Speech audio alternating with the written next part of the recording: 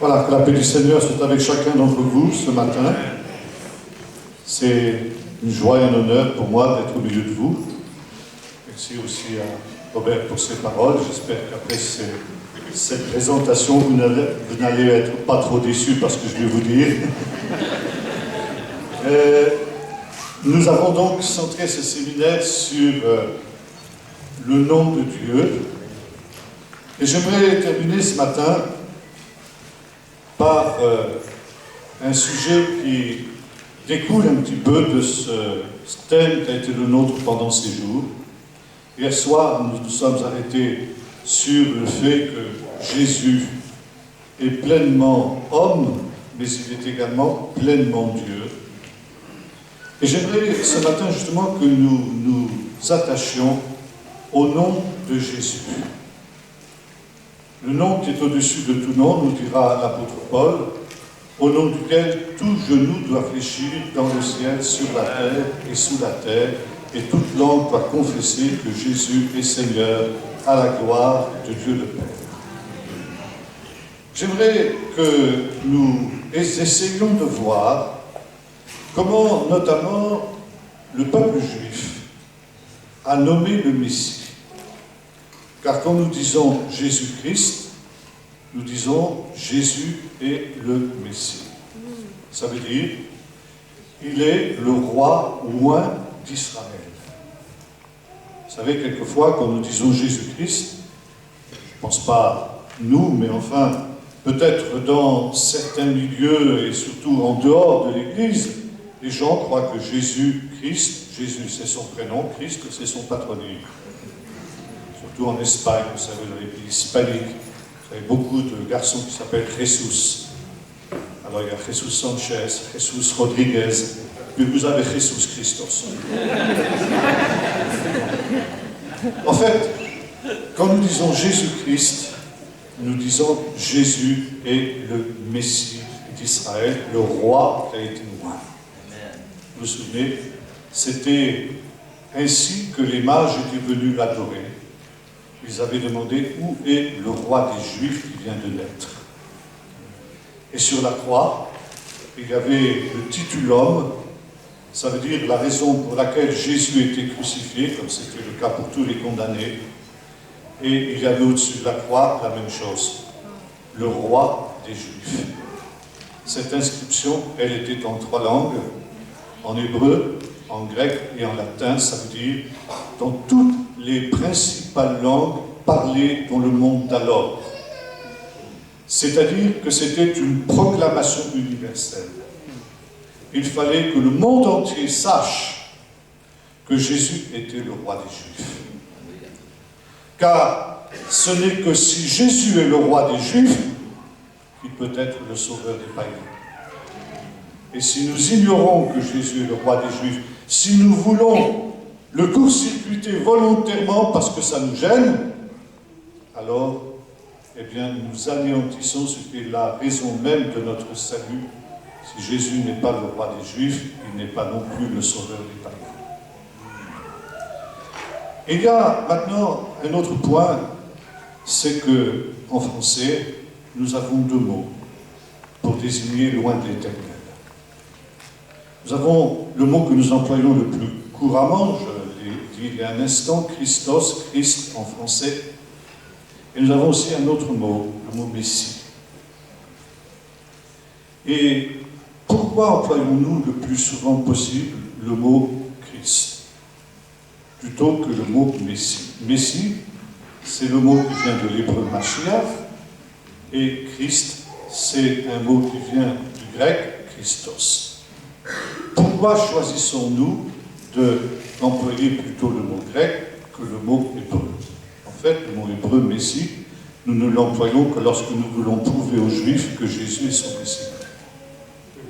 Mais quand nous disons Christos, plus ou moins inconsciemment, c'est pour montrer que notre Jésus n'est pas le Messie des Juifs exactement tel qu'ils le conçoivent. Or, justement, je voudrais ce matin essayer de vous montrer comment, déjà dans l'Écriture, nous retrouvons l'image du véritable Messie. Un de mes amis, qui était un juge rabbinique, c'est pas tout à fait un rabbin, mais c'est presque pareil, qui avait découvert Jésus sans contact avec les chrétiens, sans avoir lu le Nouveau Testament, uniquement au travers de la tradition juive, disait, vous avez occidentalisé le Messie, et jamais le peuple juif n'a pu retrouver au travers de votre Jésus son véritable Messie. Alors nous allons essayer justement de trouver ce matin dans l'Écriture le véritable Messie. Et je voudrais que nous lisions un texte dans l'Évangile de Luc, au chapitre 24, au verset 44. Luc 24 et verset 44. Jésus ressuscité apparaît à ses disciples et il leur dit, il ajouta encore, ce sont là les paroles que je vous ai dites quand j'étais encore avec vous. Il fallait que s'accomplisse tout ce qui avait été écrit de moi dans la Torah de Moïse, dans les prophètes et dans les psaumes.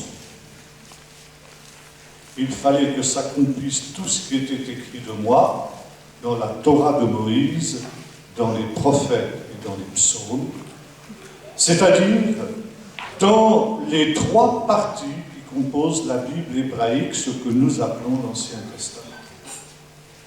L'Ancien Testament, en hébreu, c'est Tanakh. Et c'est un signe de ces trois parties. La première lettre, Taf, ça signifie la Torah, la loi de Moïse. Ensuite, vous avez la lettre Nun, Nevi'im, les prophètes.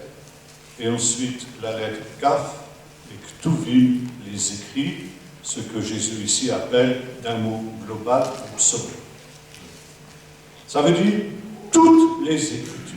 Nous avons un verset semblable un petit peu plus haut dans ce chapitre 24 de Luc, où Jésus parle aussi aux deux disciples qui étaient à Emmaüs, et il nous est dit, il leur expliqua dans toutes les Écritures ce qui le concerne. Alors nous n'allons pas évidemment passer en revue ce matin toutes les Écritures, parce que ça nous entraînerait trop loin, mais nous allons prendre quelques Écritures et nous allons voir comment à partir de ces textes, on a défini un certain nombre de noms du Messie. Nous avons vu hier les noms de Dieu, mais ce matin nous allons voir les noms du Messie dans toutes les Écritures. Le Messie, dans la tradition juive, porte un certain nombre de noms qui expriment justement ce qu'il doit être, ce que sera son véritable ministère. Le premier nom du Messie, il apparaît dans le premier chapitre du livre de la Genèse. J'en ai un peu parlé, je vais passer très vite sur ce premier mot, où il nous est dit que lorsque Dieu crée le ciel et la terre, il y avait des ténèbres à la surface de l'abîme et l'Esprit de l'Éternel voltait au-dessus des eaux. Dieu dit qu'il y ait de la lumière, et il y eut de la lumière. Nous avons vu que ce verset pose un problème, parce que les sources de la lumière, le soleil, la lune et les étoiles, n'ont été créés que le 4e jour de la création. Alors on pose la question de savoir, mais d'où vient cette lumière qui est apparue tout de suite au premier jour? Et la réponse des rabbins est celle-ci, cette lumière, c'est le Messie. Le Messie, qui est en relation justement avec l'Esprit Saint, l'Esprit de Dieu. Il y a un autre texte, toujours dans le livre de la Genèse, où il est question de la fin du déluge, où à nouveau, la terre avait été recouverte par l'eau comme elle l'était au commencement. Seul Noé et les animaux qui étaient avec lui dans l'arche avaient survécu. Et quand il voit que les eaux commencent à baisser, Noé envoie la colombe. La colombe ne trouve pas un lieu pour reposer ses pieds, elle revient dans l'arche. Noé la lâche une deuxième fois et elle ramène un rameau d'olivier. Pourquoi un rameau d'olivier? Parce que l'olivier est un arbre très particulier. C'est ce que l'on appelle dans la tradition juive l'arbre de la lumière, pour deux raisons. Ici, dans le nord de la France, on n'a pas tellement l'occasion de voir des oliviers, n'est-ce pas? Mais quand je vais dans le sud, on comprend bien ce que je veux dire. Si vous regardez les feuilles d'un olivier, vous constaterez qu'elles sont vertes au-dessus, mais qu'elles sont argentées en dessous. Pourquoi? Parce que quand il fait très chaud, l'olivier se protège de la chaleur du soleil en retournant ses feuilles à l'envers. Et ça joue comme un miroir. Le fait que le dessous des feuilles soit argenté renvoie, rejette la lumière du soleil et protège ainsi l'olivier de sa chaleur. De telle sorte que quand vous passez, quand il fait très chaud dans une oliveraie, vous avez l'impression que toute l'oliveraie est en feu. L'arbre de la lumière. Il y a une deuxième raison pour laquelle on appelle l'olivier l'arbre de la lumière. C'est parce qu'avec son huile, on allumait les lampes. Vous connaissez tous la parabole des 10 vierges. Les vierges sages avaient pris de l'huile pour leurs lampes, les folles avaient omis de le faire. Et pour pouvoir obtenir cette huile, il faut que l'olive soit écrasée. Et les sages ont dit, l'huile qui coule de l'olive écrasée, ce sont les larmes de l'olivier. Pour donner sa lumière, l'olivier doit être broyé. Et en cela, il est une image du Messie. Le Messie, qui est la lumière du monde. Et la lumière qu'il y avait au commencement, c'était celle du Messie. Et l'œuvre du Messie au commencement est associée avec l'Esprit de Dieu. L'Esprit de Dieu planait au-dessus des eaux comme une colombe. On dit, quand la même chose se reproduit à l'époque de Noé, la colombe, le Saint-Esprit, amène la lumière au monde, la lumière du Messie. C'est le Saint-Esprit qui amène la lumière au monde, qui amène le Messie au monde. Et quand nous lisons le Nouveau Testament, nous constatons que Jésus est né du Saint-Esprit. L'ange Gabriel dit à sa mère, « Le Saint-Esprit viendra sur toi, et la puissance du Très-Haut te couvrira de son ombre. C'est pourquoi le Saint-Enfant qui naîtra de toi sera appelé le Fils de Dieu. » Et un des noms du Messie, dans la tradition juive, c'est Néara. Ça vient du mot ner, c'est un mot araméen plus qu'hébreu d'ailleurs. Ner, ça signifie la lampe. Le Messie est la lampe. Vous lisez ça aussi dans le psaume 132, à la fin du psaume, où il nous est dit, dans ce psaume messianique, c'est pourquoi je susciterai une corne à David. Une corne, dans la tradition juive, c'est l'image de la force, la puissance. Et le Messie est aussi une corne. Il est la puissance de Dieu, il est la force de Dieu. On l'appellera, on l'a rappelé hier, Dieu puissant, Père éternel, Prince de la paix. La puissance de Dieu. Il suscitera une corne à David, une lampe, ner, les Meshichot, une lampe pour son Messie. Le Messie est la lampe. Et nous lisons dans le chapitre 60 du livre du prophète Ésaïe, ce texte, il est question de la Nouvelle Jérusalem, vous retrouvez ça aussi dans les chapitres 21 et 22 du livre de l'Apocalypse, nous est dit, je ne vis pas de soleil dans la Nouvelle Jérusalem. Car la gloire de Dieu l'éclaire, et l'agneau, le Messie, est sa lampe. Néara, le Messie, la lumière du monde. Et vous savez comment Jésus a dit, je suis la lumière du monde.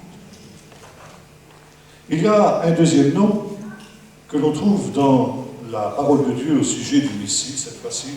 C'est dans le chapitre 38 du livre de la Genèse, où il est question de la naissance de l'ancêtre du Messie, qui était jumeau avec un autre de ses frères, bien évidemment, et qui est né de Tamar. Tamar, qui a conçu ces deux garçons dans des conditions particulièrement discutables, et qui, au moment de la naissance, nous est dit que le premier qui sort, son bras, on lui met un bracelet autour, et la sage-femme dit « Quelle brèche tu as faite ?» Et c'est une des raisons pour laquelle on appelle cet enfant Péretz. Péretz, en hébreu, ça veut dire la brèche. Et c'est intéressant de noter que ce Pérez se retrouve dans la généalogie de Jésus telle qu'elle nous est donnée au début de l'évangile de Matthieu. Et c'est une des raisons pour laquelle le Messie est appelé dans la tradition juive Ben Peretz, c'est-à-dire le fils de Peretz. Et ceci en relation avec les premiers chapitres du livre de la Genèse. Lorsque le serpent entre dans le jardin d'Éden.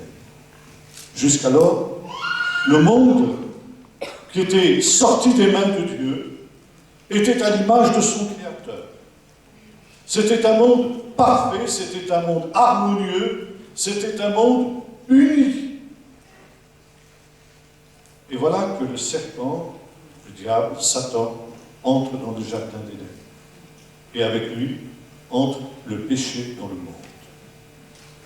Et les sages ont dit, le péché, quand il est entré dans le monde, a brisé l'unité du monde.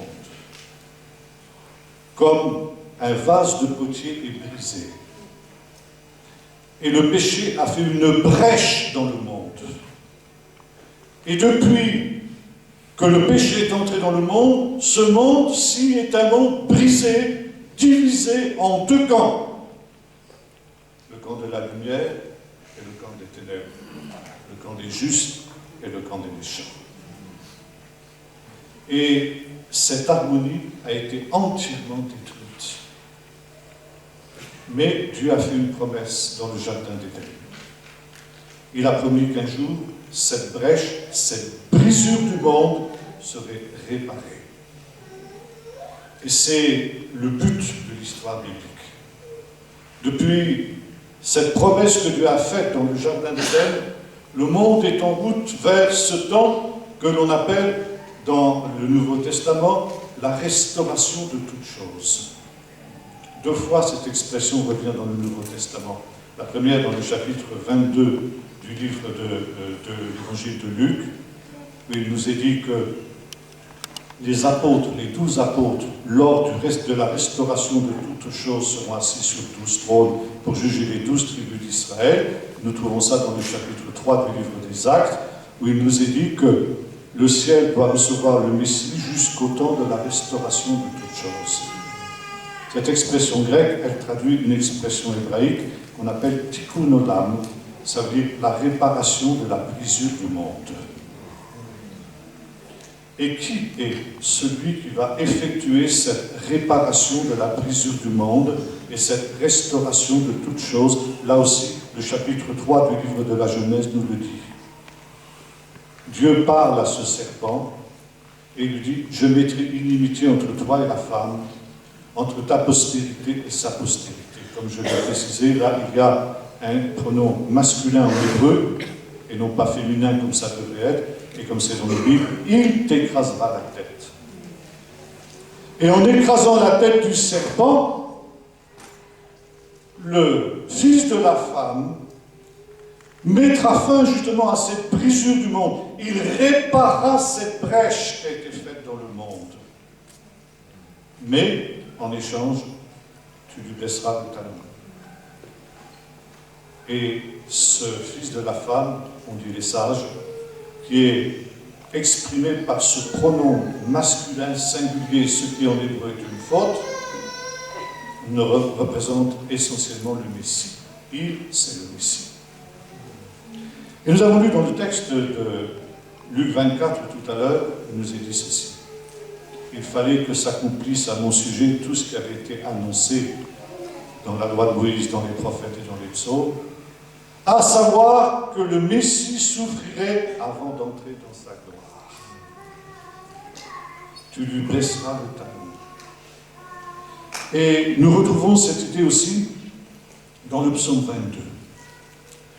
Le livre des psaumes est lui tout entier orienté et, on dirait-je, construit autour de cette idée de la restauration de la brisure du monde. Et le psaume 22 est un des psaumes essentiels pour comprendre justement ce processus de rétablissement qui est l'œuvre de Dieu au travers de l'histoire des hommes. Et là, nous trouvons justement cette parole, il nous est dit, ils ont percé les mains et les pieds. Et en fait, Il n'est pas question ici de pied, il est question de talon. Tu lui blesseras le talon.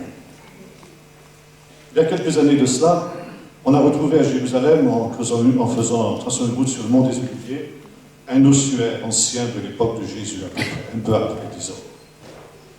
Quelques années avant la grande révolte, en fait. Un ossuaire, c'est un petit coffre de pierre ou de terre dans lequel on met les ossements des défunts après que la chair se soit décomposée. Et il y a toujours le nom du défunt sur l'ossuaire. Cet ossuaire portait un nom, Yochanan, Jean. C'est un nom très courant dans la tradition juive de l'époque. Et quand on a ouvert cet ossuaire, les archéologues ont eu la surprise de voir que les deux talons de cet homme, qui avait une trentaine d'années, comme Jésus, avaient été percés par un énorme clou d'environ 10 à 12 cm. Et sont arrivés à la conclusion que c'était la première trace d'une crucifixion que nous avions trouvée. Cet homme était mort crucifié. Et contrairement à tous les tableaux qui nous représentent Jésus crucifié, les deux pieds superposés comme ça et le clou au milieu, en fait, c'était les deux talons qui étaient transpercés et la position du crucifié sur la croix était celle-là. Il fallait que s'accomplisse de moi tout ce qui avait été écrit, il te blessera le talon. Et par ce moyen-là, eh bien, comme le dira l'apôtre Paul aux Colossiens, il a dépouillé les dominations, les autorités, il les a transportées dans son char de triomphe après les avoir vaincus à la croix.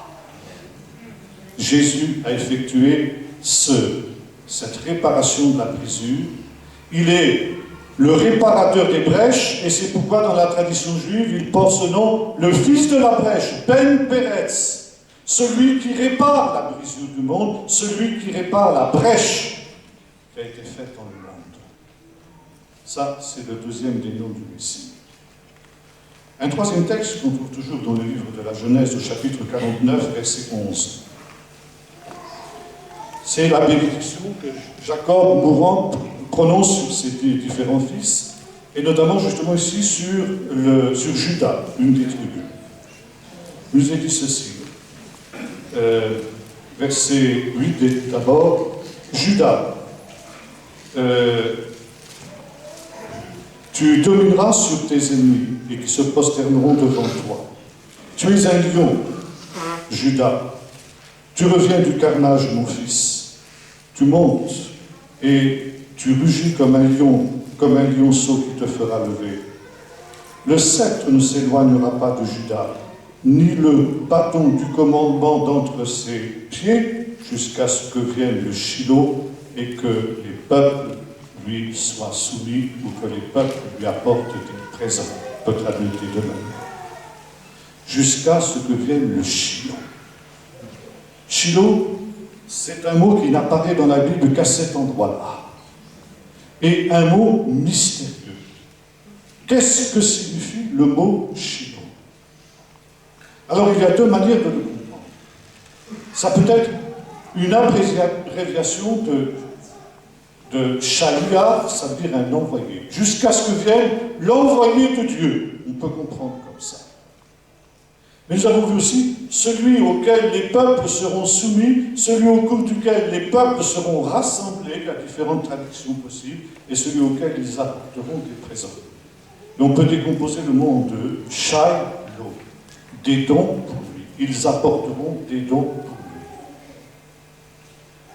lui. Les deux traductions, évidemment, ne se contredisent pas, mais elles se complètent.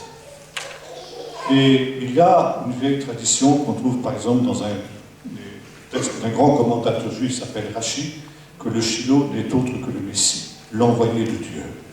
Le Messie est l'envoyé de Dieu, comme cela est écrit aussi dans le livre du prophète Malachi. Voici, j'envoie mon messager, et soudain entrera dans le temple le Seigneur que vous cherchez. Et le Shiloh, c'est celui justement qu'il faut craindre, et auquel on doit apporter des présents. Des présents, d'abord, les nations seront apportées en présent. Il est question ici des nations. les nations lui apporteront des présents ou seront apportés en présent. Les nations espéreront en lui, les nations se rallieront autour de lui. Et il y aura dans sa main le sceptre du commandement et il sera un méroquec, nous dit le texte hébreu, ça veut dire un législateur. Et il y a un vieux commentaire qui date du Moyen-Âge, dont on a retrouvé d'ailleurs un exemplaire à Qumran, si bien qu'on sait qu'à l'époque de Jésus, ce commentaire existait déjà. Jésus et Paul le connaissaient sans doute. Et ce texte nous dit ceci. Le Shiloh dont il est question sera un deuxième Moïse, Méroquec, un législateur. Moïse a été un législateur. Et dans le chapitre 18 du livre du Deutéronome, Moïse dit ceci. Le Seigneur votre Dieu vous suscitera un prophète comme moi, et vous l'écouterez dans tout ce qu'il vous dira. Et ça, c'est très contradictoire, car à la fin du livre de Deutéronome, il dit exactement le contraire. Il ne parle plus de prophète comme Moïse. Alors, comment comprendre? D'un côté, il nous est dit, le Seigneur vous suscitera un prophète comme moi, de l'autre côté, il n'y a plus de prophète comme Moïse. Et l'explication des sages est celle-ci. Il n'y aura de prophète comme Moïse qu'à la venue du Messie. Le Messie sera un deuxième Moïse qui donnera une deuxième Torah. Selon qu'il est écrit dans le chapitre suivant du livre du Deutéronome, quand le roi, et là il s'agit du Messie, s'assiera sur son trône royal, il écrira une Mishneh Torah, un exemplaire de cette Torah. Mais on peut traduire aussi, il donnera une deuxième Torah. Et sans cela, il sera le Shiloh, parce qu'il sera le législateur. Et il sera le législateur des peuples. Il donnera une Torah aux nations. Et cette Torah, elle sera répandue dans le monde entier, selon qu'il est écrit dans le psaume 2, « Demande-moi, et je te donnerai les extrémités de la terre pour possession. » Et cette deuxième Torah, dit ce commentaire, les nations la recevront volontairement comme un joug doux et léger. Mais quand les nations recevront cette Torah, Israël la recevra-t-il? La recevra-t-elle, pardon. On ne répond pas à cette question, mais on laisse entendre qu'au moment où les nations accepteront la Torah du Messie, il se pourrait bien qu'Israël ne le fasse pas. Mais notre commentaire, s'appuyant sur le psaume 2, continue, et il dit « Mais dans les temps de la fin, juste avant que le Seigneur n'établisse son roi sur Sion, sur sa montagne sainte, les nations diront, brisons leurs liens et débarrassons-nous de leurs chaînes. De quels liens et de quelles chaînes s'agit-il? Des chaînes de cette Torah du Messie, que nous appelons l'Évangile. Et qui, après avoir été pour elle un fardeau doux et léger, deviendra un joug insupportable. Et elles considéreront que cette Torah du Messie, ce sont des liens et des chaînes qui entravent leur liberté, dont ils chercheront à se débarrasser, et ce sera la révolte finale des nations qui comploteront contre Dieu, contre son Messie, contre sa parole et contre le peuple d'Israël. Ce sera la révolte finale des nations, ce que dans la tradition juive on appelle la guerre de Gog et l'avènement du royaume messianique. Voyez-vous, lorsque Jésus a envoyé ses disciples dans le monde entier, nos frères anglo-saxons appellent ça la grande commission, quand il dit aller par tout le monde entier prêcher la bonne nouvelle à toute la création. Il dit, faites du sein de toutes les nations des disciples et enseignez-leur à garder tout ce que je vous ai prescrit, tout ce que je vous ai commandé, tout ce que je vous ai enseigné. Cette parole nous est parvenue en grec. Mais Jésus ne l'a pas prononcée en grec, il l'a prononcée en hébreu. Et si vous le traduisez en hébreu, ça vous donne ceci. Enseignez-leur à garder toute ma Torah, parce que ma Torah, c'est mon enseignement. La Torah, ce n'est pas la loi, c'est mon enseignement. Amen. Enseignez-leur à garder toute ma Torah. Jésus, qui nous est présenté au début de l'évangile de Matthieu, assis sur la montagne, dans ce qu'on appelle le sermon sur la montagne. Ça veut dire comme le deuxième Moïse, la première Torah a été donnée sur la montagne du Sinaï, la deuxième Torah, l'évangile, a été donnée sur une montagne non identifiée. En Israël, quand vous allez, on la montre, bon, c'est ce qu'on appelle le mont des béatitudes, il met dessus, c'est peut-être celle-là, c'est peut-être pas, on ne sait pas, peu importe. Il n'y a aucune indication géographique dans l'évangile de Matthieu qui nous permette de l'identifier, peu importe. C'est une montagne qui est le deuxième Sinaï, sur laquelle le deuxième Moïse, Jésus, donne sa Torah aux nations, le Shiloh. Et Paul nous dit, citant ce texte dans le chapitre 15 de l'Épître aux Romains, il nous dit ceci: louez-le, nation, avec son cœur. Ainsi qu'il est dit, le fils d'Ishaï sera une bannière pour les nations, et les nations espéreront en lui. Et moi, dit-il, j'exerce les fonctions de prêtre pour amener les nations en offrande au Seigneur. Les païens qu'il amène à l'évangile, lui, Paul, l'apôtre des nations, il veut qu'au dernier jour, ces gens-là, vous et moi, que l'évangile aura atteint jusqu'aux extrémités de la terre, nous soyons comme des offrandes apportées au Seigneur sur sa montagne sainte à Jérusalem. Et aussi, citant le psaume 72, Ésaïe 60, il est question des rois de la terre, les rois de Sheba, les rois des extrémités de la terre, lui apporteront des présents à celui qu'il faut craindre. Et voyez-vous, nous avons, en tant que nation qui avons reçu cette Torah du Shiloh, à apporter des dons pour lui. C'était ce qu'avaient fait déjà les mages, j'en ai parlé tout à l'heure, qui avaient apporté ce que la prophétie annonçait, de l'or, de l'encens et de la myrrhe, en reconnaissant que Jésus était le roi des Juifs, et que par conséquent, il était le sauveur des nations, parce que cette parole de salut avait atteint les extrémités de la terre, et quand ces paroles auraient atteint les extrémités de la terre, alors Jésus reviendrait, mais auparavant, il y avait cette grande révolte, celle que l'apôtre Paul appelle l'apostasie, et ce que nous sommes en train de vivre dans les temps dans lesquels nous vivons. Bien, je passe là-dessus parce que ça nous entraînerait trop loin. Toujours ce commentaire nous dit ceci: le nom du Messie, ce nom le Shiloh, ce nom mystérieux, il existe de toute éternité. Et là, on cite un psaume, le psaume 72, le psaume qui est attribué à Salomon. Et il nous est dit ceci: son nom subsistera de génération en génération, aussi longtemps que dureront le soleil et les étoiles. Et en hébreu, cette expression, son nom subsistera, se dit Yinon. Et Yinon est un autre nom du Messie. Le Messie est celui qui demeure éternellement. Par conséquent, et nous avons vu cela hier, le Messie est à l'image de Dieu, il est de nature et il est d'essence divine. Et parce qu'il est justement à l'image de Dieu, il est aussi le serviteur de l'Éternel. Cette expression mystérieuse qui revient souvent dans le livre du prophète Ésaïe, dans la deuxième partie de ce livre. À partir du chapitre 40, le ton change et il commence par ces paroles « Nachamu, Nachamu, Ami » « Consolez, consolez mon peuple ». Et sont décrits ensuite les temps messianiques. Et c'est une des raisons pour lesquelles aussi on appelle le Messie Menachem, ça veut dire le consolateur. Le consolateur et la venue du Messie est considérée comme la consolation d'Israël. Vous vous souvenez que dans l'évangile de Luc, il est question de ce vieil homme Siméon, qui était considéré comme injuste. Et il nous est dit, il attendait la consolation d'Israël, et l'Esprit Saint était sur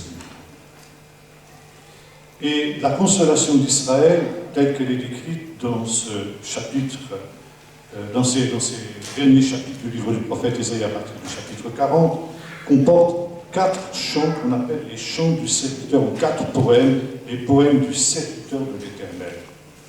Vous trouvez ces 4 chapitres dans le chapitre 42, le chapitre 49, le chapitre 50 et le chapitre 5, la fin du chapitre 52 et tout le chapitre 53, que l'on a appelé la Passion selon Ésaïe. Et ce 4e chant du serviteur, au chapitre 52, commence de la manière suivante. Voici mon serviteur s'élèvera, il s'élèvera bien haut.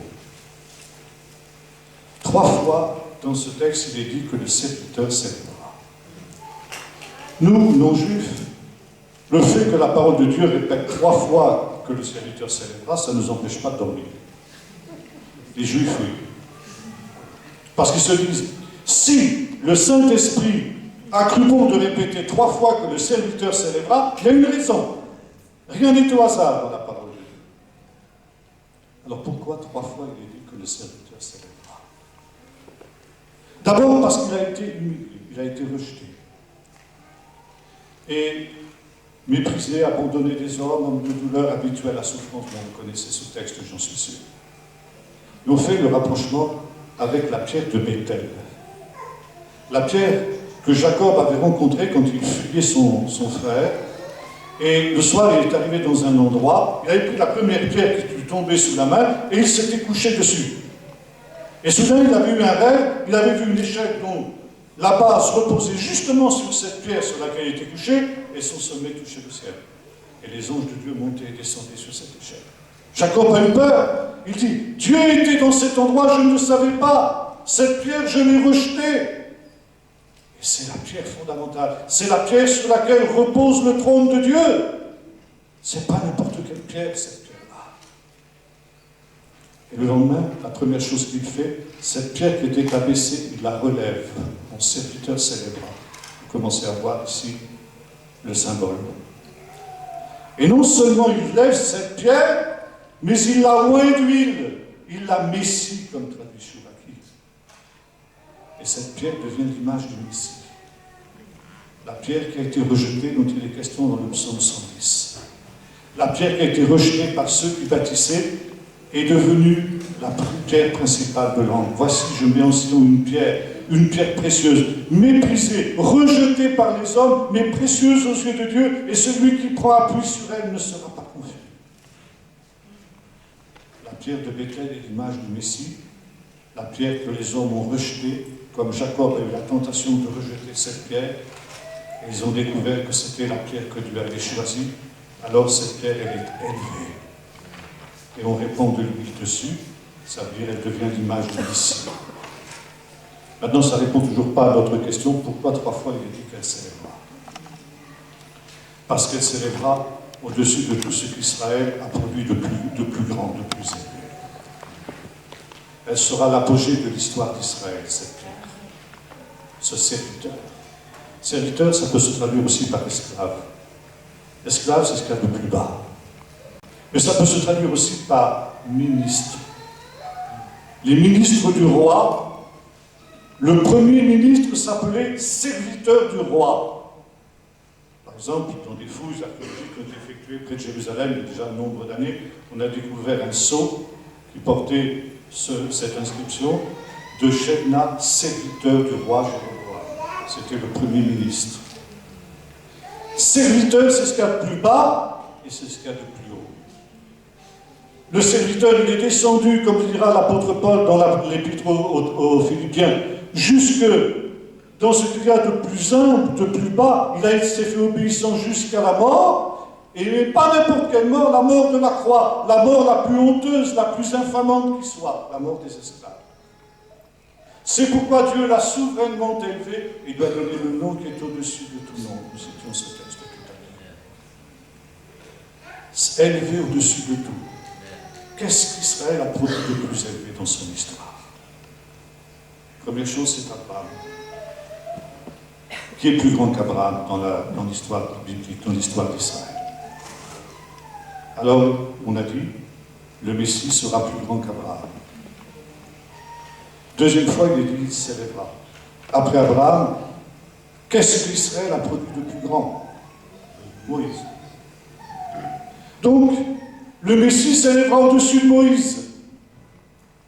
Et enfin, il s'élèvera une 3e fois. Est-ce que vous pouvez imaginer dans le monde quelque chose qui soit plus grand que Moïse? C'est pas possible. Comme nous est dit, nous avons cité le texte, il ne parle plus personne comme Moïse, aucun prophète comme Moïse, qui connaissait Dieu face à face, auquel Dieu parlait face à face. Donc, si nous voulons chercher quelqu'un de plus grand que Moïse, il ne faut pas le chercher sur la terre, il faut chercher dans le ciel. Alors, qu'est-ce qu'il dit dans le ciel? Qu'est-ce que le ciel a de plus grand, en dehors de Dieu, bien sûr? Les anges. Et en particulier, les anges les plus élevés en gloire, qu'on appelle les anges du service. Alors le Messie s'élèvera au-dessus des anges. Le Messie s'élèvera au-dessus d'Abraham, au-dessus de Moïse et au-dessus des anges du service. Et quand vous lisez l'Épître aux Hébreux, c'est exactement là le plan de l'Épître. L'auteur de l'Épître aux Hébreux nous montre, il prend le schéma à l'envers. D'abord, Jésus est supérieur aux anges, auquel des anges à qui jamais été dit, tu es mon fils, aujourd'hui je t'ai engendré. Ensuite, l'auteur nous montre qu'il est plus grand que Moïse, Jésus. Moïse a été fidèle sur toute la maison, mais Jésus est fidèle sur les biens éternels. Et enfin, il est plus grand qu'Abraham, parce qu'Abraham a donné la dîme de ses biens à celui dont Jésus était l'image, Malkisédek, qui était l'image du Messie. Donc Jésus est plus grand que ces trois personnages. Il est, par conséquent, celui qu'on appelle, dans Zacharie 6, verset 12, l'Éternel, notre justice. Adonai Tzidkenu. Je termine maintenant par deux autres points. Il y a aussi un mot qui est souvent employé pour Dieu lui-même. C'est le cas, par exemple, dans les 10 paroles, les 10 commandements. Anochi Adonai Elohecha. Je suis Adonai, ton Dieu. Anochi, c'est une forme pour dire je, moi. Ce n'est pas la forme habituelle. En hébreu, on dit Ani. Petite histoire pour vous détendre un peu. Il y avait une brave sœur américaine qui était en Israël il y a quelque temps.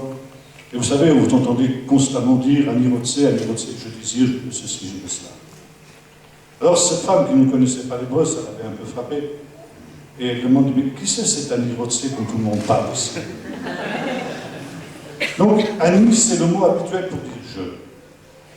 Mais exceptionnellement, dans la Bible, vous avez ce mot Anochi. Et Anochi, c'est toujours en relation avec Dieu. C'est Dieu qui dit Anochi. Un homme, il dit tout simplement Ani. Et les sages nous disent Anochi, qui est composé de 3 lettres, c'est le nom du Messie. Quand il est question d'Anochi, c'est du Messie dont il est question. Le Messie, qui a donné justement aussi cette parole essentielle, et on fait le rapprochement avec ce qui est écrit dans le livre du prophète Habakkuk. Moïse a donné à Israël 613 commandements.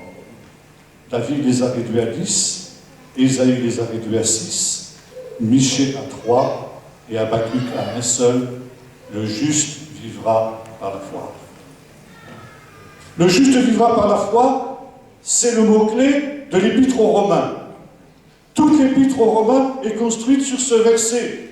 Paul montre justement que la justification par la foi, elle est cohérente avec le reste de l'Écriture.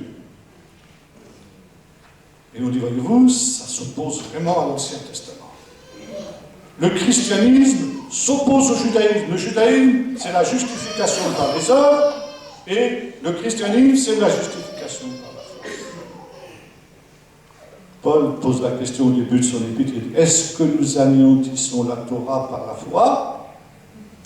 Au contraire, nous la confirmons.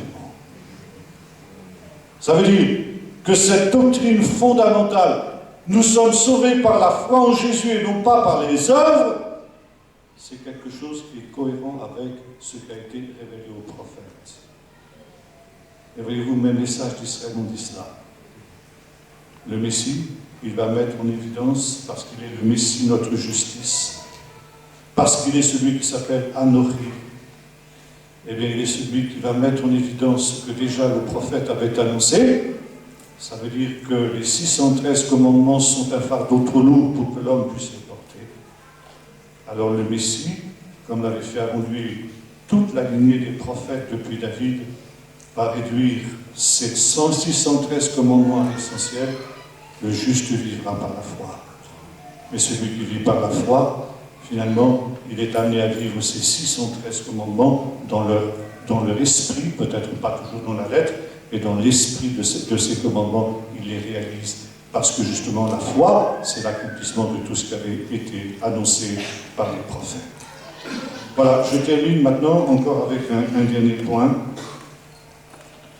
Le dernier nom du Messie sur lequel je voudrais m'arrêter, c'est celui qu'on trouve dans le livre du prophète Daniel que j'ai évoqué hier, lorsque, dans le chapitre 7, le voyant voit soudain venir sur les nuées du ciel quelqu'un qui a l'apparence du Fils de l'homme. J'expliquais hier, pour ceux qui étaient avec nous, que l'idée du Fils de l'homme, c'est la notion la plus élevée que le judaïsme ait jamais pu réaliser de ce qu'était le Messie. Contrairement à ce qu'on pense, comme je le disais hier, l'expression Fils de l'homme ne représente pas Jésus dans sa nature humaine, mais il le représenterait plutôt dans sa nature divine. Le Fils de l'homme, c'est celui qui sera le juge des derniers jours. Et Jésus emploie toujours cette expression quand il veut parler de son rôle à venir. Par exemple, dans Matthieu 25, il nous est dit « Quand le Fils de l'homme viendra dans sa gloire avec tous ses anges, il s'assiera sur le trône de sa majesté et toutes les nations seront présentées devant lui. Il séparera les uns comme un berger sépare les brebis au bouc. Il mettra les justes à sa droite et les boucs à sa gauche, etc. » Vous connaissez la suite. Jésus dira aussi, chapitre 12 de l'évangile de Jean, « L'heure est venue où le Fils de l'homme va être élevé. » Le Fils de l'homme, c'est le Messie dans toute sa gloire. C'est le Messie tel qu'il apparaît sur la montagne de la transfiguration, comme il apparaîtra au dernier jour. Et c'est aussi en relation avec les souffrances de Jésus. Quand Jésus parle de ses souffrances, il emploie aussi l'expression « le Fils de l'homme ». Le Fils de l'homme doit être rejeté. Parce qu'en fin de compte, et nous l'avons lu tout à l'heure dans l'évangile de Luc, les souffrances du Messie sont le chemin de sa gloire, le chemin de son triomphe. Et un des noms que l'on donne au Fils de l'homme dans la tradition juive, c'est Ananie. Ananie, c'est en relation avec Ménachem, dont je parlais tout à l'heure, le consolateur. Il viendra au dernier jour pour consoler son peuple. Juger les méchants, mais consoler son peuple. Et en même temps, il y a le mot Anan dans cette expression, Ananie. Anan, c'est la nuée, les nuages. Parce qu'il est dit, voici, il vient sur les nuées. Vous trouvez ça dans le livre du prophète Daniel, chapitre 16, je l'ai évoqué tout à l'heure, et vous le trouvez aussi dans le premier et dans le dernier chapitre du livre de l'Apocalypse. Apocalypse 1, il cite ce texte, voici, il vient sur les nuées. Toutes les nations de la terre se lamenteront à son sujet, parce qu'elles verront celui qui a été percé. Il vient sur les nuées, d'où le nom Ananie. Ananie, celui qui vient sur les nuées, mais qui est aussi le consolateur, c'est la même racine en hébreu. Et par conséquent, il s'agit du Messie qui revient dans sa gloire. Et les sages d'Israël ont envisagé effectivement deux venues du Messie. La première, selon qu'il est écrit dans Zacharie 6, quand il nous est dit « Réjouis-toi, fille de Sion, car voici ton roi vient à toi, il est humble et victorieux, monté sur un âne, sur un ânon petit d'une ânesse. » Ça veut dire, dans sa première venue, le Messie, il vient dans l'humilité. Et il vient pour être rejeté, comme c'était écrit dans le chapitre 53 du livre du prophète Ésaïe. Et vous avez un midrash, une explication qui nous dit ceci. Où est le Messie depuis qu'il est venu? Et la réponse est, il est aux portes de Rome, comme un lépreux. Rome, c'est la capitale de l'ennemi d'Israël. Ça veut dire, il est au cœur de ceux qui s'opposent à Israël, il est au milieu même de ses ennemis, et il est comme un lépreux. Parce qu'il est écrit dans Isaïe 53, nous l'avons considéré comme frappé d'une plaie de lèpre, littéralement dit le texte. C'est pas en général traduit comme ça dans nos Bibles, mais c'est ça que ça veut dire.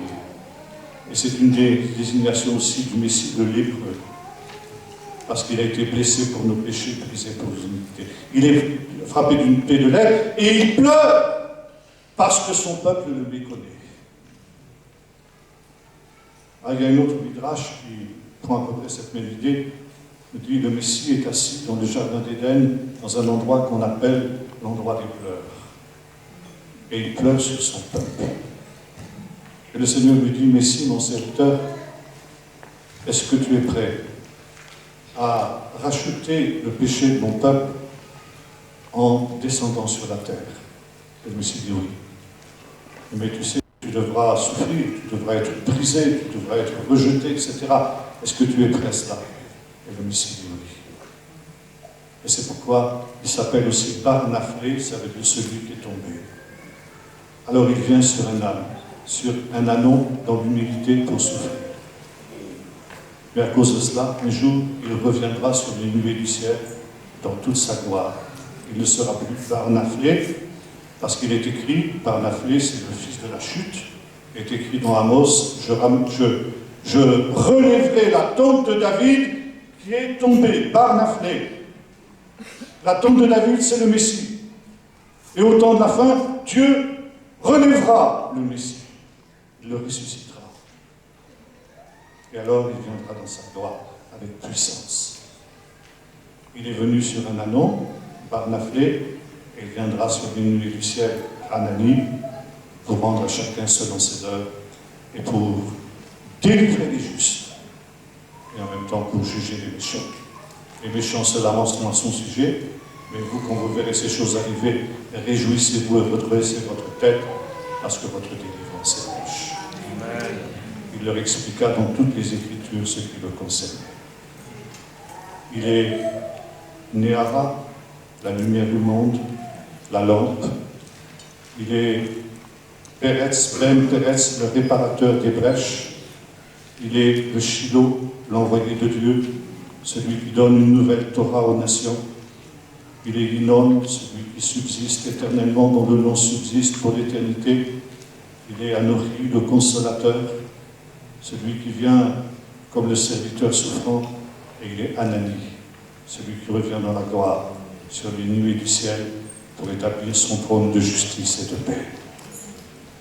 Alors, nous sommes invités à être justement de ses disciples, ceux qui le suivent, ceux qui prennent le joug de sa Torah sur eux, qui considèrent ce joug comme un joug doux et léger, et non pas comme un joug insupportable, et qui savent justement persévérer jusqu'à son retour.